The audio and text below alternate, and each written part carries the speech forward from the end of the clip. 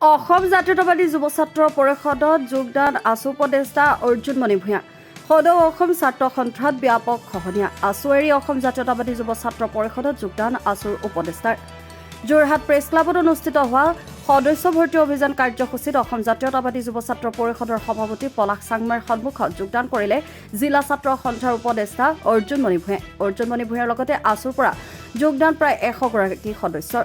আছু এৰি অসম জাতীয়তাবাদী যুৱ ছাত্ৰ পৰিষদত যোগদান সন্দৰ্ভত কয় যে নতুন প্ৰজন্মক বাদ দিয়াৰ কাৰণে স্ব-ইচ্ছাৰে ছাত্ৰ সন্থা ত্যাগ কৰিলোঁ। আছুত নতুন প্ৰজন্মক দায়িত্ব নিদিয়াৰ বাবে একেই চিন্তাধাৰাৰে অসম জাতীয়তাবাদী যুৱ পৰিষদত যোগদান কৰিছোঁ বুলি মন্তব্য কৰে।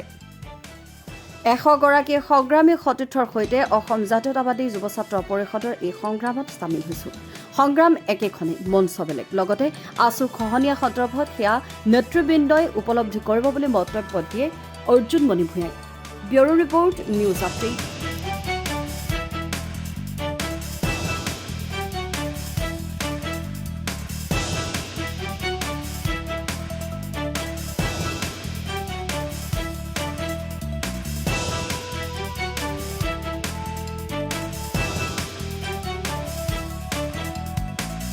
হয়, নিশ্চিতভাৱে বিগত প্ৰায় 16টা বছৰ ধৰি সদৌ অসম ছাত্ৰ সন্থা মাতৃ সংগঠনটোৰ হৈ সেৱা আগবাঢ়িছিলোঁ আৰু পৰ্যায়ক্ৰমে নতুন প্ৰজন্মক বাতি দিয়াৰ কাৰণে আমি ছাত্ৰ সন্থাৰ পৰা নিজ ইচ্ছাই আমি পদত্যাগ কৰিছিলোঁ আৰু তাৰপিছত আজি 100জন সতীৰ্থৰ সৈতে, সংগ্ৰামী সতীৰ্থৰ সৈতে অসম জাতীয়তাবাদী যুৱ ছাত্ৰ পৰিষদৰ এই সংগ্ৰামখনত আমি চামিল হৈছোঁ যে আমাৰ সংগ্ৰাম একেখনেই, ছাত্ৰ সন্থা আৰু অসম জাতীয়তাবাদী যুৱ ছাত্ৰৰ সংগ্ৰাম একেখনেই যে অসমৰ ছাত্ৰ ছাত্ৰীৰ সুৰক্ষিত ভৱিষ্যত, অসমীয়া জাতীয় জীৱনৰ সুৰক্ষিত ভৱিষ্যত, অসমৰ ভাষা, কৃষ্টি সংস্কৃতিৰ প্ৰতি অসমৰ নতুন প্ৰজন্মক দায়বদ্ধতাৰে অসমত অসমীয়া ভাষাৰ প্ৰভুত্ব অনাদি অনন্তকাললৈ বা এনেকুৱা বিভিন্ন যিখিনি আমাৰ সমস্যা আছে, বিদেশী সমস্যা আছে, আমাৰ পাৰপাত্ৰ সমস্যা আছে, সীমা সমস্যা আছে, এই সংগ্ৰাম একেখনেই আমি লৈ পেলাই আজি মঞ্চখন আমি সলনি কৰিছোঁ। সংগ্ৰাম একেখিনিয়ে থাকিব। আজি 100জন সতীৰ্থৰ সৈতে আমি অসম জাতীয়তাবাদী যুৱ ছাত্ৰ পৰিষদৰ এই সংগ্ৰামখন আমি চামিল হৈছোঁ।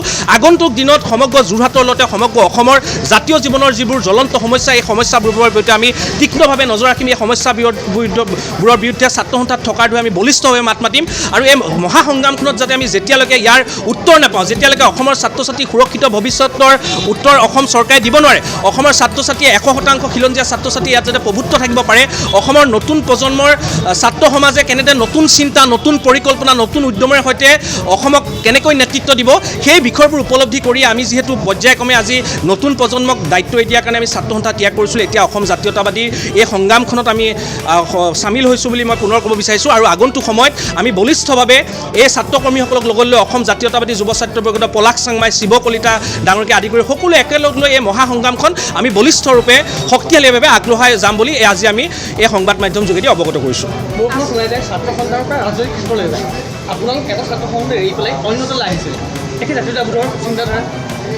হয়, বিদ্যালয় পৰ্যায়ৰ পৰাই আচলতে জাতীয়তাবাদৰ সেই চিন্তা, জাতীয়তাবাদৰ সেই সমস্যা, অসমৰ জাতীয় জীৱন, অসমৰ জ্বলন্ত সমস্যা, অসমৰ ছাত্ৰ ছাত্ৰীৰ সুৰক্ষিত ভৱিষ্যতৰ কাৰণে মাত মাতি আছিলোঁ। আমি সেই সুবিধাজনক স্থিতিটোৰ আমি অংশ নহ'লোঁ। আমি একেই ছাত্ৰ সন্থা, একেই আমি AJICP অসম জাতীয়তাবাদী যুৱ ছাত্ৰ পৰিষদৰ লগত চামিল হৈছোঁ। যিহেতু আমি এতিয়া যুৱক হৈছোঁ, কাৰণ মই বৰ্তমান কোনোবা যদি ছাত্ৰ ছাত্ৰীয়ে PhD অধ্যয়ন কৰে বা কোনোবা ছাত্ৰ ছাত্ৰীয়ে ডিষ্টেন্স এডুকেশ্যন যদি থাকে, কিন্তু পৰ্যায়ক্ৰমে নতুনক বাদ দিয়াৰ কাৰণে আমি চিন্তা কৰিব লাগিব। সেইকাৰণে আমি আচলতে এই সুবিধাবাদী চৰিত্ৰ নলৈ আমি কোনোবা নিজৰ সুৰক্ষিত ভৱিষ্যতৰ কথা চিন্তা নকৰি আমি জাতীয় জীৱনৰ এই মহাসংগ্ৰামখনত অসম জাতীয়তাবাদী যুৱ ছাত্ৰ পৰিষদৰ সৈতে চামিল হৈ অসমৰ ছাত্ৰ সমাজৰ বলিষ্ঠ কণ্ঠ হিচাপে আমি মাত মাতিবলৈ আজি আমি উন্মুগ্ধ হৈছোঁ। আৰু যিহেতু আমি সৰুৰ পৰাই জাতীয়তাবাদী চিন্তা, জাতীয়তাবাদী পৰিকল্পনাৰ দ্বাৰা আমি আকৰ্ষিত হৈ বা মহাবিদ্যালয়, বিশ্ববিদ্যালয় পৰ্যায়ৰ নতুন চামক আমি জাতীয়তাবাদী চিন্তা, অসমৰ আমাৰ নিজৰ সুৰক্ষিত ভৱিষ্যতৰ ছাত্ৰত মাত মাতি আছিলোঁ। স্বাভাৱিকতে আচলতে এই অসম জাতীয়তাবাদী যুৱ ছাত্ৰ পৰিষদৰ লগত চামিল হোৱা কথাটো আচলতে কোনো নতুন কথা নহয়। আমাৰ সংগ্ৰাম একেখনেই, মঞ্চ বেলেগ। আগতে ছাত্ৰ সন্থাত আছিলোঁ, এতিয়া অসম জাতীয়তা এই বিষয়ত আছুৰ কেন্দ্ৰীয় নেতৃত্ব উপলব্ধি কৰিব, জিলা ছাত্ৰ সন্থাৰ নেতৃত্ব উপলব্ধি কৰিব। সেই কথাটো আচলতে মই যিহেতু ছাত্ৰ সন্থা আছিলোঁ, জিলা ছাত্ৰ সন্থাৰ নেতৃত্ব লৈছিলোঁ আৰু সেই সময়ততো মই অনুভৱ হোৱা নাছিল, কিন্তু পৰ্যায়ক্ৰমে সেই বিষয়টোত আচলতে যিহেতু ছাত্ৰ সন্থাৰ মঞ্চখন এৰি আহিছোঁ, সেই বিষয়টো ছাত্ৰ সন্থাৰ নেতৃত্ব উপলব্ধি কৰিব। এই ক্ষেত্ৰত আচলতে মই বক্তব্য দিয়াৰ পৰা মই মানে এটা সময় অৱস্থান কৰিছোঁ, কাৰণ সেই বিষয়টো ছাত্ৰ সন্থাই উপলব্ধি কৰিব আৰু মাতৃ সংগঠনটো দুৰ্বল হোৱাটো আমি কোনেও নিবিচাৰোঁ।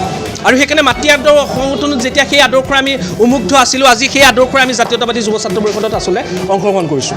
দেখা যায় যে ছাত্ৰ সন্থাৰ সভাপতি সম্পাদক হোৱাৰ পিছত ৰাজনৈতিক দলীয় ধৰ্ম নহয়, সদস্য হয় নিশ্চিতভাৱে আচলতে এইটো আচলতে পৃথক হয় যে আমি ছাত্ৰ সন্থা এৰি পেলাই আমি জাতীয়তাবাদী যুৱ ছাত্ৰ পৰিষদৰ সেই সংগ্ৰামখনতে আমি চামিল হৈছোঁ আৰু সেইকাৰণে আপোনালোকেও অনুৰোধ জনাইছোঁ যে অসমৰ হয় নিশ্চিত আমি তাৰ আচলতে ৰাজনৈতিক আমি চিন্তাৰে আমি আকৃষ্ট হ'ব খোজা নাই আমি যেতিয়া সংগ্ৰাম কৰিছিলোঁ সংগ্ৰাম কৰোঁতে আমি বিভিন্ন সমস্যাৰ বিষয়ে মাত মাতিছিলোঁ এতিয়াও সেই একেই সংগ্ৰাম এতিয়াও সেই একেই কাম কাজ এতিয়াও একেই জ্বলন্ত সমস্যা অসমৰ ছাত্ৰ ছাত্ৰীৰ সুৰক্ষিত ভৱিষ্যত অসমৰ নতুন প্ৰজন্মই যেনেকৈ 100% খিলঞ্জীয়া ছাত্ৰ ছাত্ৰীয়ে নিজৰ নিকায় নিগমত আচলতে অধিষ্ঠ হ'ব পাৰে বিভিন্ন চৰকাৰী বেচৰকাৰী খণ্ডত যাতে নিয়োজিত হ'ব পাৰে সেইটোৱে আমাৰ চিন্তা অসমৰ ছাত্ৰ সমাজৰ জ্বলন্ত সমস্যা অসমৰ সুৰক্ষিত নতুন প্ৰজন্মৰ সুৰক্ষিত ভৱিষ্যতৰ ছাত্ৰত যি সংগ্ৰাম এই মহাসংগ্ৰামখন ছাত্ৰ সন্থাৰ পৰা বাদ দিয়াৰ পাছত এতিয়া আমি পুনৰ জাতীয়তাবাদী যুৱ ছাত্ৰ পৰিষদৰ লগত সংযোজন হৈ এই মহাসংগ্ৰামখন আমি আগুৱাই লৈ যাম